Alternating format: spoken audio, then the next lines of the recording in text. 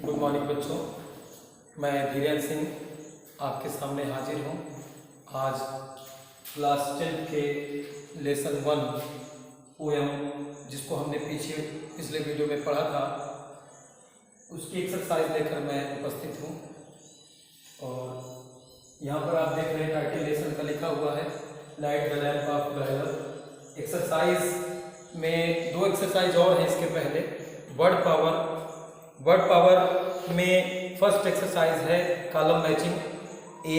Match the following words with their meanings. तो इसे मैंने ब्लैक बोर्ड पर नहीं लिखा, इसको मैं आपको बुक पर ही बता देता हूँ। इसमें फर्स्ट वर्ड डिसाइपल मीन्स शिष्य होता है। इसको आप मिलाएंगे a person who believes in and follows to the teachings of a religious person. फिर इसके बाद दूसरा नंबर है, आप अपनी बुक में देखिएगा बच्चों। इस वीडियो को शुरू होने के पहले आप टेक्स्ट बुक अपनी सामने रख लीजिएगा। सोल मीन्स आत्मा होता है, इसको हम मिलाएंगे स्पिरिट ऑफ पर्सन से। फिर इसके बाद वरीज मीन्स होता है टेंशंस। वंडरस मीन्स होता है फैसिनेटिंग, आकर्षक, अद्भुत। एविल मीन्स विक्ड बिहेवियर या अभद्र व्यवहार। तो यहाँ पर जैसा कि वर्ड्स को मीनिंग से मैच कराना है। इसके बाद नेक्स्ट एक्सरसाइज बी नंबर है give antonyms of following words. यानी एंटोनिम्स का मतलब विलोम अर्थ बताने वाले, उल्टा अर्थ बताने वाले शब्द होता है। तो लाइट का उल्टा क्या हो जाएगा? लाइट का उल्टा हो जाएगा डार्क। यहाँ पर मैं लिख रहा हूँ बोर्ड पर, आप देखिएगा। फिर इसके बाद एक्सटर्नल का अपोजिट हो जाएगा इंटरनल एंटोनिम्स। फिर इसके बाद सीनियर का एंटोनिम्स हो जाएगा जूनियर। और एविल का एंटोनिम्स हो जाएगा गुड। एविल माने खराब और गुड माने अच्छा। अब इसके बाद अगले एक्सरसाइज में क्वेश्चन आंसर है, तो उस पर हम लोग आते हैं। क्योंकि आप सब जानते हैं कि क्लास 10 के क्वेश्चन पेपर में क्वेश्चन आंसर का पार्ट ज़्यादा होता है। टेक्स्ट बुक से जो क्वेश्चन आता है उसमें क्वेश्चन आंसर ज़्यादा आता है।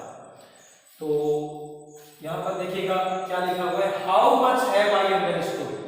मैंने कितना समझा, यह इसका अर्थ है। यानी पाठ को आप कितना समझे हैं, यह स्पष्ट होता है उसके एक्सरसाइज को हल करके। तो एक्सरसाइज में मेनली हर सब्जेक्ट में क्वेश्चंस होते हैं हर चैप्टर के बाद। तो यहाँ पर क्वेश्चंस दिए गए हैं, इनको हम लोग समझेंगे। Answer these questions 1 or 2 sentences. नीचे जो क्वेश्चन लिखे हैं बुक में, इनको 1 या 2 वाक्यों में इनका उत्तर देना है। शॉर्ट आंसर क्वेश्चन है ये भी परीक्षा में आते हैं। 3 मार्क्स का आता है एक question. What do you mean by in my house in the poem. यानी पोएम में इन माई हाउस का क्या अर्थ है, इन माई हाउस किस अर्थ में आए। तो यहाँ पर इन माई हाउस एक पर्टिकुलर फ्रेज की बात हो रही है। जब हम किसी पर्टिकुलर फ्रेज, किसी पर्टिकुलर वाक्यांश की चर्चा करते हैं कि इसका क्या अर्थ है, तो उसको हम सिंगल इन्वर्टेड कॉमा में रखते हैं। और जब किसी के द्वारा कही गई बात को बताते हैं डायरेक्ट नरेशन में, तो उसको हम डबल इन्वर्टेड में। तो यहाँ सिंगल इन्वर्टेड का मतलब ये जो चिन्ह बना होता है, इसका मतलब कि हम इसके बारे में विशेष रूप से बात कर रहे हैं। तो इन माई हाउस, इतने का अर्थ क्या है? In my heart. In my heart, house का सेंस मैंने बताया था आपको लास्ट वीडियो में, पिछले वीडियो में, कि हाउस का मतलब हार्ट या मन से, ठीक है, इन द पोएम। ठीक। अब इसके बाद दूसरा question, what does the speaker का सेंस यहाँ पोएट से है, जिसने पोएम को लिखा है।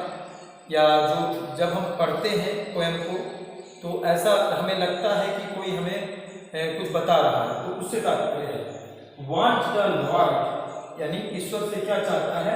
टू डू एट फर्स्ट, सबसे पहले। स्पीकर या वक्ता या कवि ईश्वर से सबसे पहले क्या चाहता है? The speaker wants the lord to touch him at first. सबसे पहले यही है। आप स्टार्टिंग में पोएम के देखेंगे, स्टार्टिंग में ही लिखा है टच मी बट वंस। ये सेकंड स्टैंजा में है, स्टार्टिंग में तो नहीं है, लेकिन यही सबसे पहले चाहता है कवि की, हे ईश्वर आप मुझे एक बार स्पर्श करो, यानी पर एक बार आप कृपा कर दो, एक बार कृपा कर दो, तो यहाँ पर यही आंसर हो जाएगा। ये क्वेश्चन का पार्ट हेल्पिंग वर्ब के बाद जो होता है आंसर का पार्ट होता है। क्वेश्चन से ही आंसर बनता है, बिना क्वेश्चन के आंसर नहीं हो सकता। तो क्वेश्चन का आधा पार्ट हमेशा आंसर में होता है, मोस्टली ऐसा होता है। तो यहाँ पर ये क्वेश्चन वर्ड और हेल्पिंग वर्ब को छोड़ के अब ये जब इसको अफर्मेटिव बनाएंगे आंसर लिखेंगे तो स्पीकर वांट्स में एस लग जाएगा, ये वांट्स हो गया। The speaker wants the lord मतलब मालिक ईश्वर से to touch him at first. सबसे पहले क्या चाहता है ईश्वर से उसको कि स्पर्श करे, है ना। What kind of lamp is it in the poem? Poem में किस प्रकार के लैंप की चर्चा की गई है? तो पोयम में चर्चा की गई है the lamp is transmuting and influencing. मैंने आपको बताया था कि दोनों शब्द लैंप के लिए हैं। ट्रांसम्यूटिंग माने जो लैंप माने जो ईश्वर का ज्ञान रूपी प्रकाश है, ज्ञान रूपी प्रकाश जिसकी कृपा हमारे ऊपर वो करेगा, तो वह ट्रांसम्यूटिंग है और इन्फ्लुएंसिंग है। ट्रांसम्यूटिंग माने परिवर्तनकारी है और इन्फ्लुएंसिंग मींस आकर्षक है। ठीक है, अब यहीं पर मैं इसको अभी पॉज लेता हूँ, इसके बाद मैं थोड़ी देर में फिर से हाजिर होता हूँ ये यहाँ पर कुछ और क्वेश्चन लेकर के। हाँ बच्चों, यहाँ पर आप देख सकते हैं कि ये इसके आगे के क्वेश्चंस हैं जो हम लोगों ने अभी पढ़ा। क्वेश्चन नंबर 4 आप बुक में देखिएगा। यहाँ पर मैंने केवल आंसर्स लिख दिया है आपका समय बचाने के लिए, तो यहाँ पर ताकि ज़्यादा क्वेश्चन मैं बता सकूँ कम समय में। तो आप क्वेश्चन देखने के लिए आप टेक्स्ट बुक जरूर सामने रख लीजिएगा, तभी आपको समझ में आएगा। बगैर क्वेश्चन के आंसर नहीं याद किया था ना समझ में आता है, इसलिए क्वेश्चन देखने के लिए आप टेक्स्ट बुक सामने रख लीजिएगा। क्वेश्चन है what does darkness stand for in the poem? Darkness stands for ignorance in the poem. ये क्वेश्चन बहुत आता है परीक्षा में, इसलिए मैं ये कहूँगा बच्चों की जो बच्चे सेलेक्टेड क्वेश्चन तैयार करते हैं वो इस क्वेश्चन को फर्स्ट प्रायोरिटी में रखें और इसके नीचे वाले क्वेश्चन को भी। What does light stand for in the poem? Light stands for knowledge in the poem. ये ध्यान रखिएगा, डार्कनेस का मतलब इग्नोरेंस है और लाइट का मतलब knowledge. What are the senses compared to? The senses are compared to lamps. The senses are compared to lamps. ठीक है, इसके बाद यहाँ पर मैंने बी सेक्शन जिसमें कि लिखा है 3 or 4 सेंटेंसेस में आंसर होना चाहिए, तो यहाँ पर मैंने बी सेक्शन का एक क्वेश्चन लिखा है बोर्ड पर, आप देख सकते हैं उसका आंसर। क्वेश्चन है, क्वेश्चन पर ध्यान दीजिएगा। व्हाई डज द पोएट, क्यों कब, want God to light the lamp, ईश्वर से क्यों चाहता है कि उसके मन में प्रेम का दीपक जलाए? ईश्वर क्यों ऐसा चाहता है? क्योंकि कवि क्या चाहता है, उसके अंदर जो दुनिया भर की बातों के कारण जो बहुत सारी दिमाग में चिंताएं आ गई हैं उसको दूर करने के लिए और अपने अंदर जो अज्ञानता है उसको दूर करने के लिए, ज्ञानता रूपी अंधकार को दूर करने के लिए वह ज्ञान रूपी दीपक को जलाने के लिए ईश्वर से कहता है। तो इसका आंसर है the poet wants God to remove the darkness of ignorance from his heart. क्या चाहता है? अपने हृदय से अज्ञानता के अंधकार को दूर करना चाहता है, इसलिए वह चाहता है ईश्वर से कि ईश्वर light the lamp of knowledge in his heart. ईश्वर उसके हृदय में ज्ञान रूपी दीपक को जलाए। अब इसके बाद 4 क्वेश्चन और इसमें हैं चैप्टर में, तो ये एक बात मैं यहाँ आपको बताना चाहूँगा बच्चों, बी सेक्शन में जो भी क्वेश्चन है 5 क्वेश्चन उनका आंसर मिलता जुलता है, very similar to each other. कैसे? मैं हर एक क्वेश्चन को यहाँ पर आपको एक्सप्लेन करूंगा। सेकंड नंबर देखिए, what does the door of the soul suggest, थोड़ा सा यहाँ शब्द बदलने पड़ेंगे, बाकी ये आंसर आपका इन 5 का उत्तर है। बस ये कि थोड़ा सा आपको चेंज करना पड़ेगा। क्या चेंज करना पड़ेगा? What does the door of the soul suggest, तो यहाँ पर जहाँ पोएट वांट्स है the door of the soul हो जाएगा, the door of the soul suggest us, यहाँ इतना जोड़ना पड़ेगा। यहाँ आपको जोड़ना पड़ेगा the door of the soul suggest us, ये दूसरे के लिए बता रहा है टू, यहां थोड़ा सा इतना और जोड़ेंगे to pray God to remove the darkness of ignorance from, यहां ही की जगह चूंकि यहां अस है तो यहां अवर हो जाएगा, यहां हो जाएगा अवर हार्ट, सो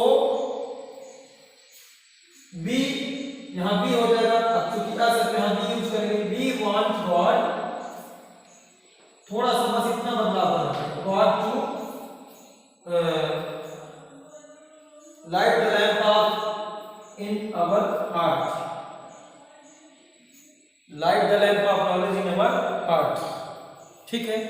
इसके बाद क्वेश्चन नंबर 3 का आंसर तो पूरा इसी में है, what should we pray for, यहां पर बस उसको जोड़ने के we should pray for, we should pray to God, sorry for हटा देंगे, we should pray to God to remove the darkness of ignorance from his heart, from our heart, his नहीं रहेगा, हिज तब रह जाएगा, मतलब यहाँ ही रहेगा, ये आप अच्छी तरह जानते हैं, कुछ बच्चे जो ग्रामर समझते हैं कि ही के लिए हिज होगा, वी के लिए अवर होगा, यू के लिए योर होगा, है ना, ये इन सब्जेक्ट, ये सब्जेक्टिव केस, ये पजेसिव केस, ठीक है ना। तो जब जहां पर ही है वहां ही होगा, जैसे यहाँ पर ही था, है ना, यहाँ पर पोएट है तो इसके लिए ही जाता है, लेकिन जब हम अपनी बात करेंगे, जब हम भी लिखेंगे तो वहाँ अवर हो जाएगा, ठीक है। अब मैं ये कहूँगा बच्चों आपसे कि ये और कुछ क्वेश्चंस आप स्वयं अपने मेहनत से तैयार करिए, है ना, कुछ मैंने आपको यहाँ गाइडेंस दे दिया है, अब मैं ये चाहूँगा कि नेक्स्ट वीडियो में मैं यही एक्सरसाइज आपको ना बताऊँ, तो ये क्वेश्चंस काफ़ी इंपॉर्टेंट हैं, परीक्षा में आते हैं, कुछ सेलेक्टेड क्वेश्चन मैंने बता दिए, कुछ आप अपने से तैयार करिएगा, है ना। अब इसके साथ ही मैं अपनी बात को यहीं पर समाप्त करता हूँ, और मुझे उम्मीद है कि बच्चे आप पढ़ाई कर रहे होंगे, और यदि नहीं कर रहे हैं तो अभी से शुरू कर दीजिए, क्योंकि परीक्षा होना तय है, स्कूल लगे या न लगे लेकिन परीक्षा होना है, तो सभी मापदंडों का पालन करते हुए आप पढ़ाई करिएगा, और इसी उम्मीद के साथ मैं अपनी बात को समाप्त करता हूँ।